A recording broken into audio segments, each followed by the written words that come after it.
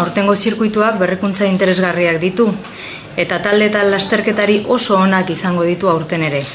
Beraz, etengabeko berrikuntza kirol horrek, kirol proiektu solidoak erakusten dizkigu, Juntagalea Txirrindularitza elkarteak defendatzen eta aurrera eramaten dituen bezalakoak. Badakigu kirola gure udalerriaren identitate ezaugarria dela. Urtean zehar antolatzen diren 100 ekitaldiren atzean ere eskuzabalen egindako ordu asko daude, pertsona ugari haien atzean, beraien onena ematen. Lan itzel horren azpian, gurea bezalako gizartearentzat, proiektuentzat diren balioetako batzuk aurkitzen dira. Hala nola, bikaintasuna, exigentzia eta komunitatearen aldeko lan desinteresatua.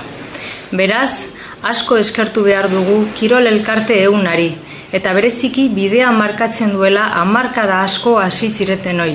Haize alde edo kontra egon pedalei eragiten diozuen oi. Urtero, uztailaren 31an, Getxoko Txirrindularitza jaia egin dadin.